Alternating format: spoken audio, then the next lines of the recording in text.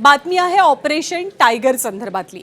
महाराष्ट्रामध्ये एका ऑपरेशनची सध्या जोरदार चर्चा रंगते आहे।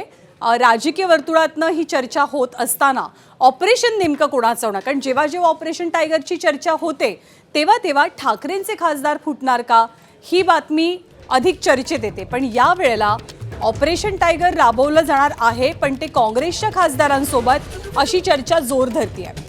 ठाकरे सेनेचे नाही तर काँग्रेसचे खासदार आमच्या संपर्कात असल्याचं शिवसेनेचे मंत्री उदय सामंत यांनी सांगितल्यामुळे नव्या चर्चांना उधाण आलंय। काल उपमुख्यमंत्री एकनाथ शिंदेंनी दिल्लीत जात पंतप्रधान मोदींची भेट घेतली। शिंदे दिल्लीतनं परत येत नाहीत, तोच माहिती आणि तंत्रज्ञान मंत्री आशिष शेलार यांनी सुद्धा दिल्ली गाठली आणि केंद्रीय गृहमंत्री अमित शहांची भेट घेऊन चर्चा केली। शेलार हे दिल्लीत असताना शिंदेंचे शिलेदार उदय सामंत, राहुल शेवाळे यांनी सुद्धा दिल्ली दौरा केला। दरम्यान आज राज्याचे मुख्यमंत्री देवेंद्र फडणवीस हे सुद्धा दिल्लीत जातात। भाजपच्या केंद्रीय संचलन समितीच्या बैठकीसाठी मुख्यमंत्री दिल्लीत आहेत।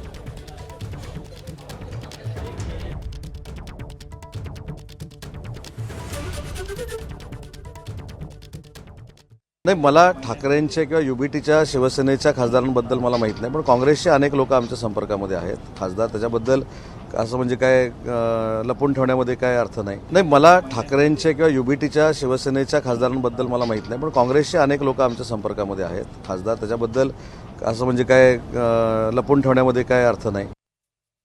हे आमचे उद्योग मंत्री आहेत, त्यांचे उद्योग तसे सुरू राहिले पाहिजेत। ओरिजिनल उद्योग बंद झाले आहेत आणि ओरिजिनल उद्योगामध्ये आता काही त्यांना रस राहिला नाही, कारण त्यांचं उद्योग खातं चालत नाही, ते चालवण्यासाठी सक्षम नाहीत, कारण त्यांच्याकडे तसे अधिकारच ठेवले गेले नाहीत। त्या खात्यामध्ये सर्व अधिकारी वापरत आहेत असं माझ्याकडे माहिती आहे। त्यामुळे नवीन उद्योग त्यांनी शोधला असेल तर काम तरी डोक्याला मेंदूला काम पाहिजे, त्यामुळे त्यांनी तो काम शोधलं असावं आणि त्या शोधातून त्यांना काहीतरी गवसलं असावं असं ते मला वाटतं। पण यामध्ये किती तथ्य आहे तर शिवसेनेच्या ऑपरेशन टायगरवरनं ठाकरेंच्या शिवसेनेचे खासदार संजय राऊतांनी शिंदेंच्या शिवसेनेला टोला लगावलाय।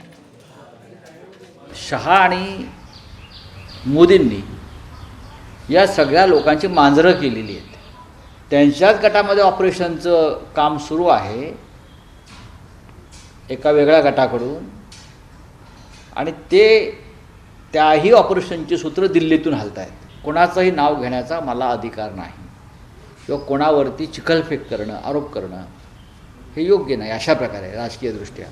पण काहीतरी घडतं आहे, खतखत आहे आणि त्याचा स्फोट होऊ शकतो। हां, केले तुका आणि झाले माका असे आमच्या कोकणामध्ये म्हण आहे। यापूर्वीसुद्धा ते स्वतःला कंपाऊंडर म्हटले होते, तुम्हाला आठवत असेल। ऑपरेशनची काय गप्पा करताय?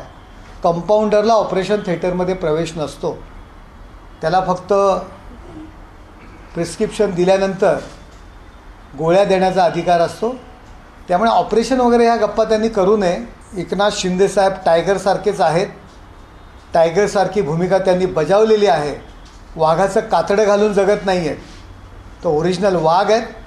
त्यांचं कामकाज सुरू आहे आणि ते कोणी आता थांबू शकत नाही। एबीपी माझा, उघडा डोळे बघा नीट।